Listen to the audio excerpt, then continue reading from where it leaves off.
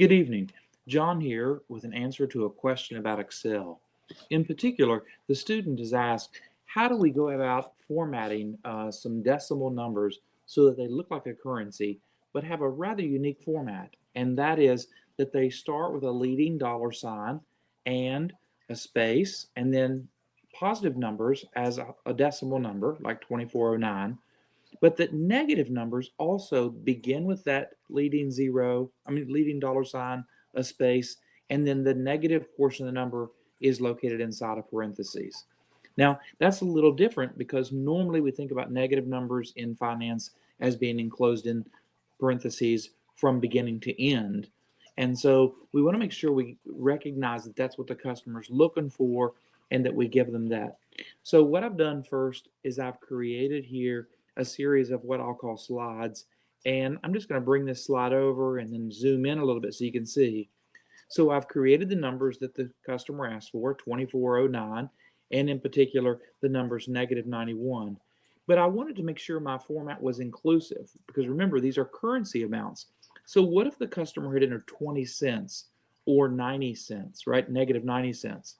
Well, the challenge is that if when I put this format in, I got to be careful, right? Because I want to make sure that these are displayed as currency.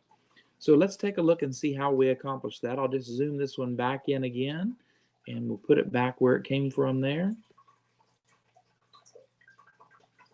Excellent. Okay, so let's look at what I did. So the first thing I did is I said, let's go ahead and grab this and zoom out a little bit. So I selected my after column, and I right-clicked, and I left-clicked then on Format Cells, right? And that's pretty straightforward. We know why we're doing that because these are the cells that we want to be affected by this particular format change. And the result of that is that we get a dialog box that looks like this. Oh, come here. There we go. So here I have my after numbers, and they're selected.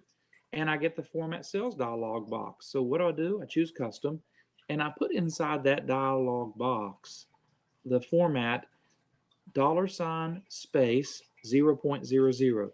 That tells the Excel that when I have a positive number, I want to start with a leading zero and a leading space, and then display the remaining number as a dollars and cents. I don't want to lose those trailing zeros, right?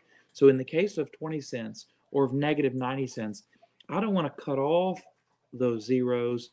I want to make sure that they're included in my answer. After the semicolon, right here, let me just point this out, right? After the semicolon, what I have is a dollar sign, a space, leading space, open parentheses, and 0.00, and then my closing parentheses. What does that do for me? What that does for me is it shows Excel that the positive numbers should begin with a leading a leading dollar sign and a space, and then have both decimal places. And then negative numbers should begin with the dollar sign, a leading space, open parentheses, and then a number that includes both digits, regardless of whether they're there or not. So of course we just hit OK in this case. And let's go ahead and grab our tool here.